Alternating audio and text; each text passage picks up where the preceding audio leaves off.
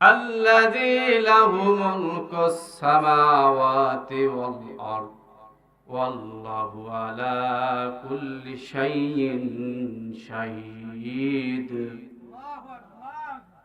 যিনি আসমান জমিনের ক্ষমতার অধিকারী, যিনি সকল ক্ষমতার অধিকারী এবং সকল বস্তু সম্বন্ধে সব কিছু অবগত আছেন কি?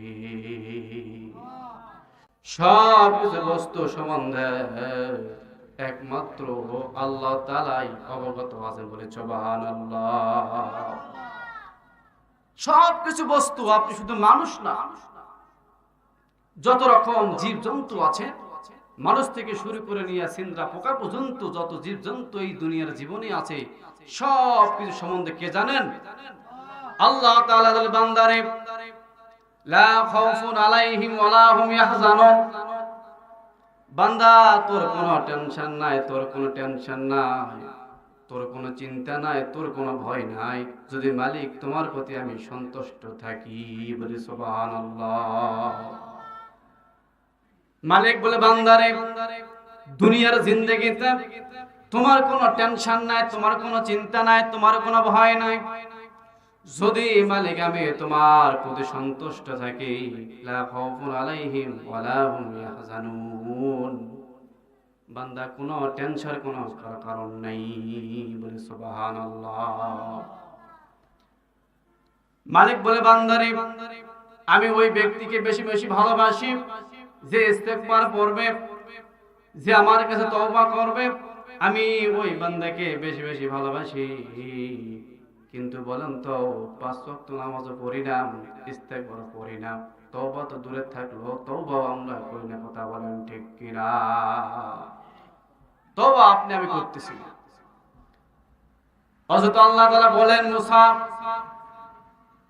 মুসাকে বলেন, আল্লাহ তাআলা বলেন মুসা রে, তুমি তোমার গ্রাম থেকে মহল্লা থেকে বেরিয়ে পড়ো, তুমি তোমার গ্রাম থেকে তুমি দূরে চলে যাও। তো কোথায় যাব আল্লাহ? আল্লাহ তাআলা বলেন মুসা রে, ওই যে দেখা যায় মরু প্রান্তরে যাও, সেখানে একটা আমার বান্দা মৃত অবস্থায় আছে। বলে সুবহানাল্লাহ। আল্লাহ তাআলা মুসা, তুমি তোমার গ্রাম থেকে মহল্লা থেকে বেরিয়ে যাও, ওই যে দেখা যায় মরু প্রান্তর, সেখানে আমার এক যুবক বান্দা মৃত অবস্থায় পড়ে আছে। মুসা রে, তুমি সেখানে যাবে, যাওয়ার পর সেই বান্দাকে গোসল দিবে, তুমি দাফন করাবে, এরপর তুমি নিজে কবরস্থ করবে। বলে সুবহানাল্লাহ। এবার মুসা আলাইহিস সালাম চলে গেলেন, মরু প্রান্তরে চলে গেলেন। মরু প্রান্তরে যাওয়ার পর দেখে একটা যুবকের লাশ, সেই লাশের তিনি নিজেই গোসল দিলেন, নিজে দাফন করলেন, নিজেই তিনি কবরস্থ করলেন। কবর খোঁড়া হয়ে গেল, জানাজা নামাজ হবে। এবার আল্লাহ তাআলা বলে মুসা রে, তুমি একটা তোমার বনী ইসরাইলের সম্মান দিয়ে দাও, যে ব্যক্তি এই যুবকের জানাজা নামাজ পড়বে, আমি আল্লাহ তাআলা সেই মানুষগুলির, সেই আমার বান্দাগুলির পিছনের সমস্ত গুনাহ খাতা মাফ করে দেব। সুবহানাল্লাহ। আল্লাহ বললেন মুসা, তুমি নিজে গোসল দিবে, যাবে, তুমি নিজে দাফনে কাফন পরাবে, এরপর তুমি নিজে কবর খুঁড়বে, তুমি নিজে জানাজা নামাজ পড়াবে। তিনি সবকিছু করলেন। এবার বনী ইসরাইল সবাইকে বললেন, হে বনী ইসরাইলের লোকেরা, হে বনী ইসরাইলের লোকেরা, যে যারা এই যুবকের জানাজা নামাজ পড়বে, আল্লাহ তাআলা বলে দিয়েছেন যারা যুবক নামাজ পড়বে তারা তাদের পিছনে সমস্ত গুনাহ খাতা আল্লাহ তাআলা মাফ করে দিবেন। বলে সুবহানাল্লাহ। এখন বলেন তো বাবাজিরা, আমার যুবক ভাইরা আমার, যদি আপনি আমি এমন একটা অফার পাই যে একজন যুবকের জানাজা নামাজ পড়লে পিছনে সমস্ত গুনাহ খাতা মাফ, বলেন তো একজন লোক থাকবে নাকি এলাকায়? বনী ইসরাইল গোত্রে একজন লোক থাকলেন না, সকলে চলে গেলেন যুবকের জানাজা নামাজ পড়ার জন্য। বলে সুবহানাল্লাহ। সকল মানুষ চলে গেলেন যুবকের জানাজা নামাজ পড়ার জন্য।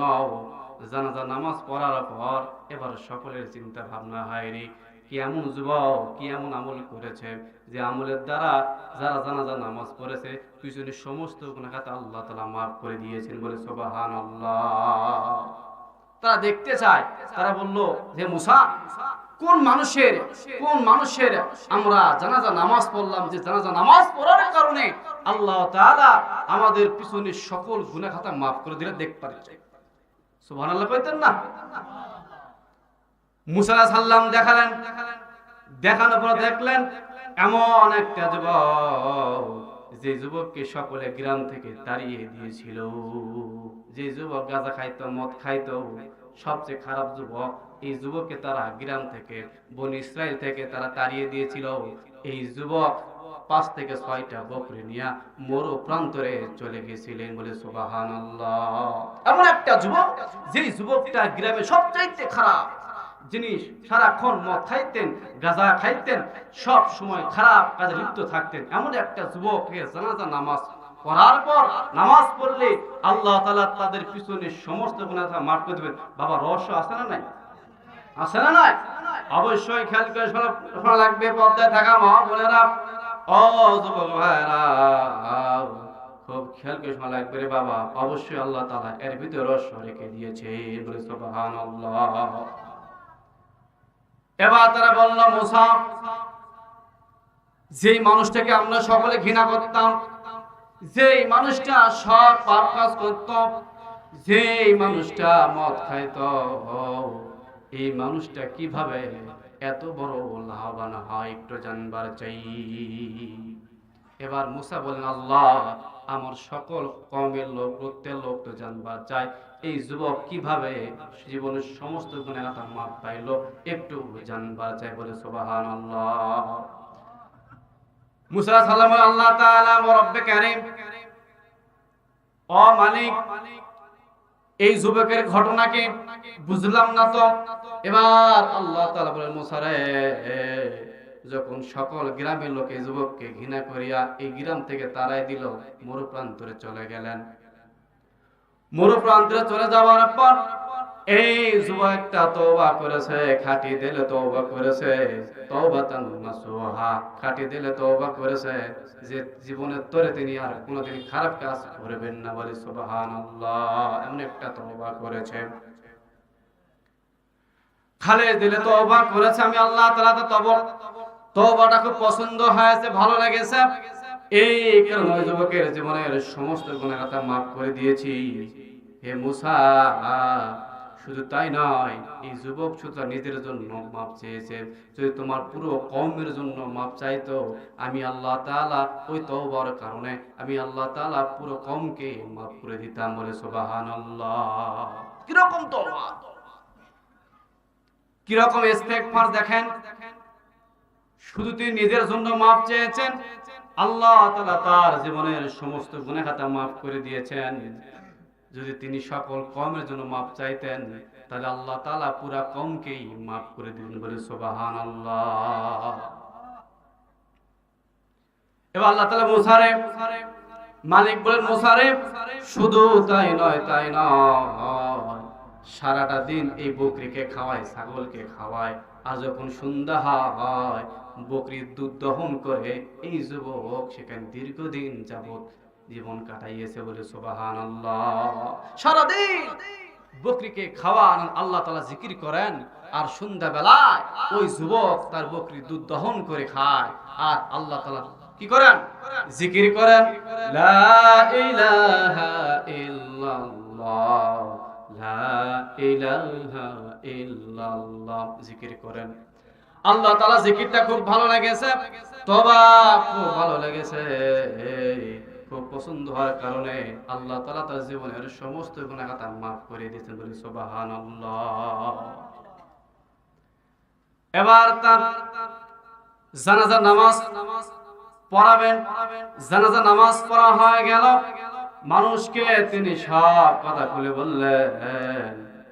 বললেন, হে আমার কওমেরা, বনি ইসরাইল লোকেরা, শোনো শোনো, এই যুবক তোমার আমার চোখে খারাপ হতে পারে, তোমার আমার চোখে মদখোর হতে পারে, তোমার আমার চোখে সব চাইতে দুষ্ট লোক হতে পারে, কিন্তু আল্লাহ তাআলার কাছে এই লোকটা সব চাইতে প্রিয়, বলে সুবহানাল্লাহ। ও আমার বাবাজিরা, ও যুবক ভাইরা, ও পর্দায় থাকা মা বোনেরা, যে আমলটা আপনি করবেন সে আমলটা কখনো ছোট্ট চোখে দেখবেন না, সে আমলটা সবচাইতে বড় করে দিবেন কি আমার আল্লাহ।